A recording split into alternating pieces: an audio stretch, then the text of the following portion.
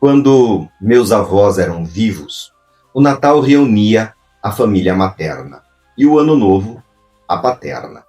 Com o tempo, os avós se foram.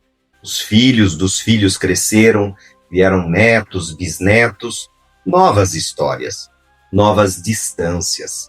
Mas a memória afetiva permanece intacta em quem viveu aqueles encontros. Porque a essência da união tem uma mania saudável de se reproduzir entre novas gerações e, dessa forma, permanecer viva por muito tempo. Nessas andanças da vida, também conheci pessoas que decidiram se afastar de todos para preservar a própria paz. O relato delas é de que funcionou por um tempo. A vida ficou mais organizada, mais silenciosa, mais controlável. Mas o silêncio que protege também cobra. Em algum momento, elas reconheceram que não tinham com quem dividir uma notícia simples, nem a boa, nem a ruim. Não era solidão absoluta, era ausência de pertencimento. E é aí que a escolha de todos se revela no seguinte questionamento: continuar se bastando ou permitir que alguém ocupe um lugar fixo em nossas vidas? Pode vagar, pode ou não pode, diz. O balanço das conexões humanas.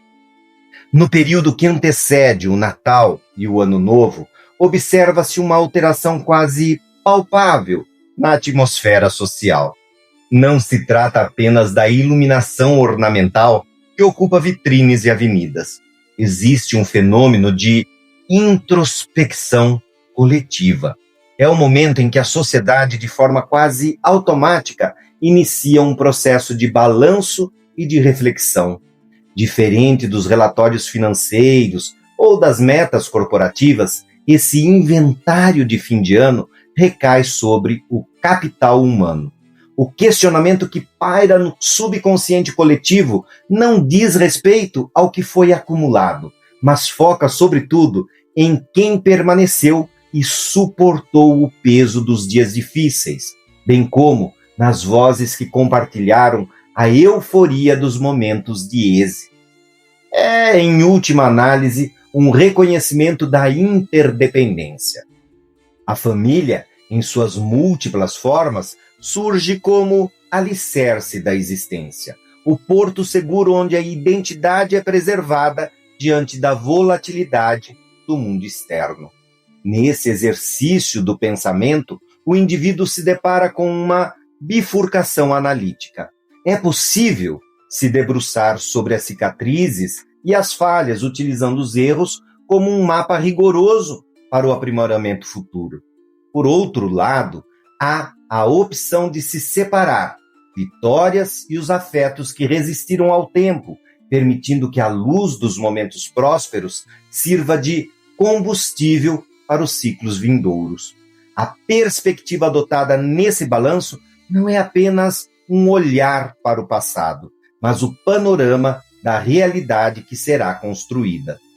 Você pode tudo, mas lembre-se, o tudo tem consequência.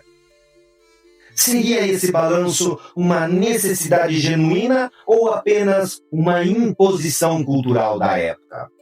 Para quem atravessou o ano em isolamento ou em conflito, esse inventário de quem permaneceu traz conforto ou acentua a solidão?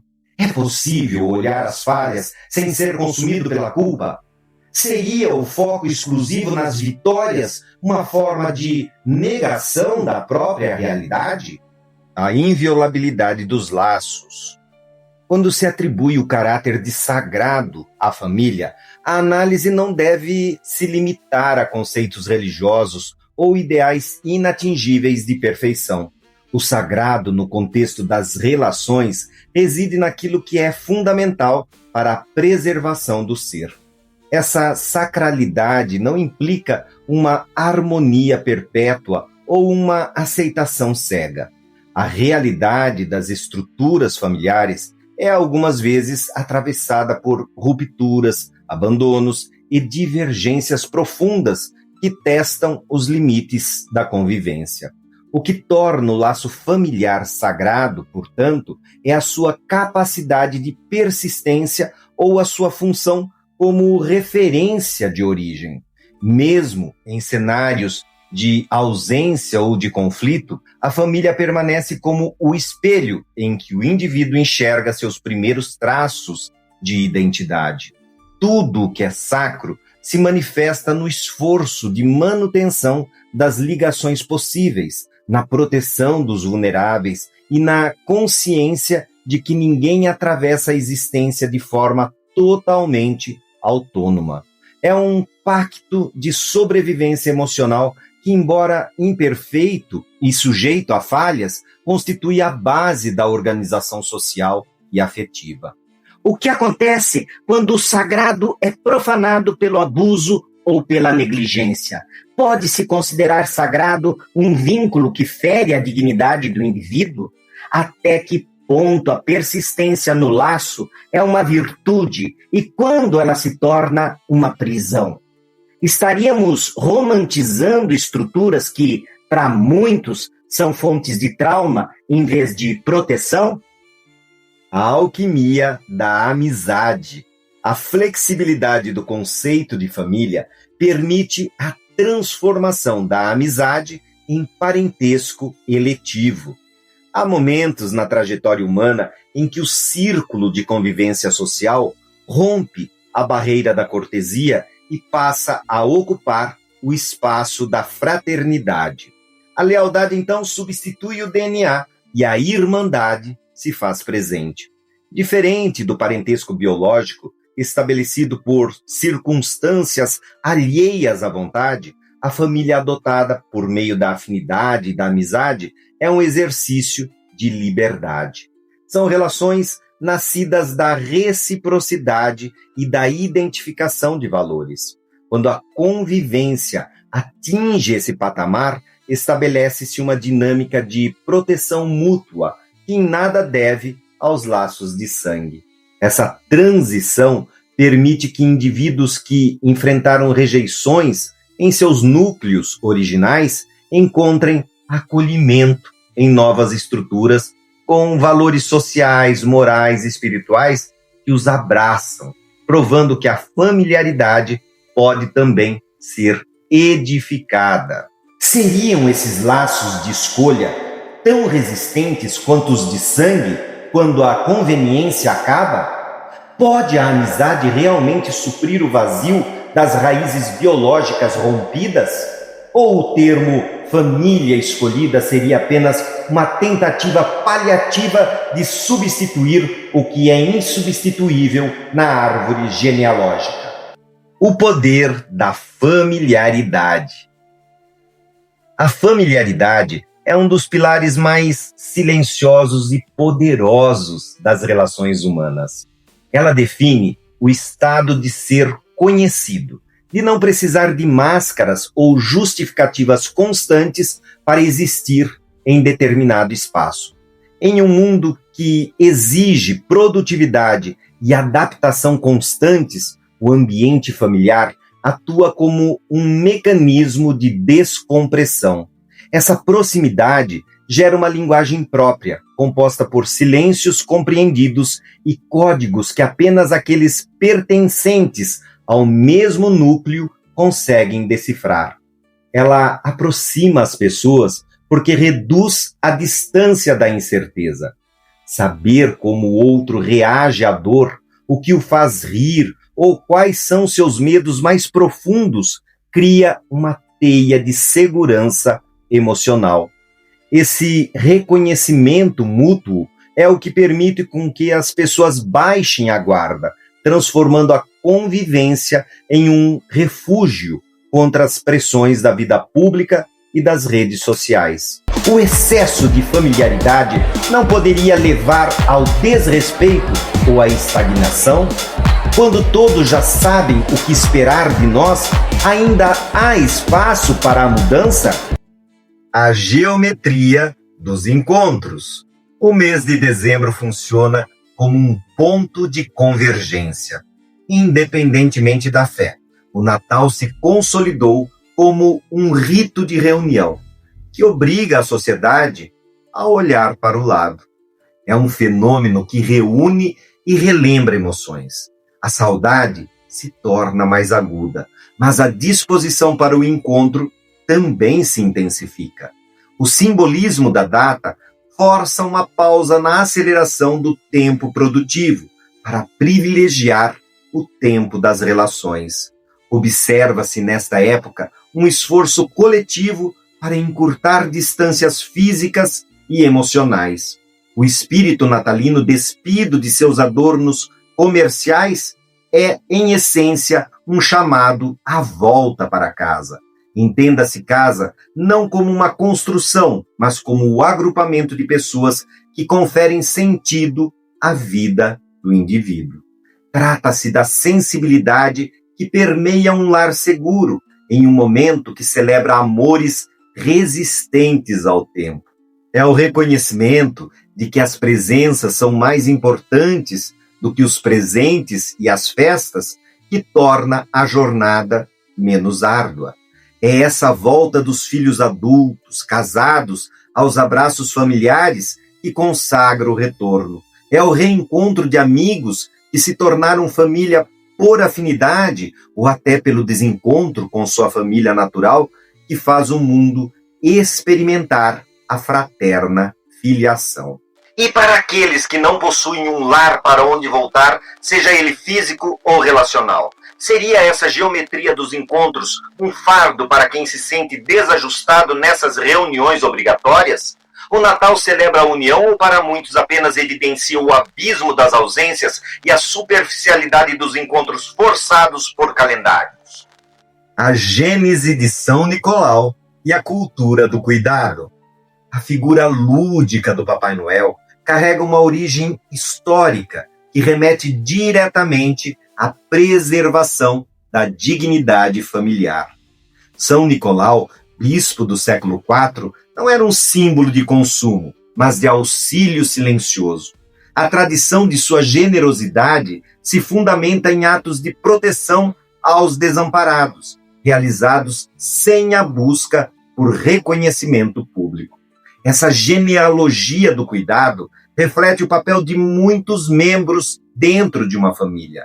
Os doadores ocultos, pais, avós, tios e mentores que ao longo de décadas realizam sacrifícios anônimos para garantir a estabilidade e o futuro dos seus. O verdadeiro espírito por trás do mito é o reconhecimento de que o cuidado é a expressão máxima do amor familiar. Quando a generosidade é exercida de forma discreta e eficaz, ela fortalece os alicerces do grupo, criando uma herança de proteção que ultrapassa gerações e mantém viva a chama da solidariedade no núcleo doméstico. Pode o cuidado tornar-se uma forma de controle ou gerar uma dívida emocional impagável para quem o recebe? O arquétipo de Belém. Para encerrar essa reflexão sobre o sagrado, a narrativa do nascimento de Jesus oferece um modelo de resiliência familiar. Afastada da idealização, a história da Sagrada Família é um relato de sobrevivência sob condições adversas. O nascimento em um abrigo improvisado e a fuga subsequente diante de perseguições políticas apresentam uma família que se mantém coesa diante do caos externo. Esse cenário humaniza o sagrado. A santidade da família de Belém não advém de uma vida isenta de sofrimento, mas da fidelidade absoluta entre seus membros no momento da fragilidade máxima. Quantas famílias ainda são perseguidas sob o olhar de quem não entende ou finge não entender as injustiças, as desigualdades, as inversões de valores?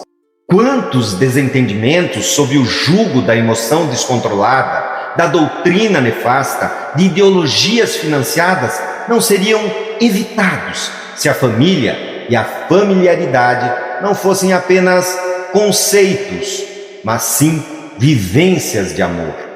O Natal celebra a ideia de que a divindade escolheu a estrutura humana da família para se manifestar ao mundo. Isso confere a cada lar, com todas as suas limitações e cicatrizes, uma importância transcendental.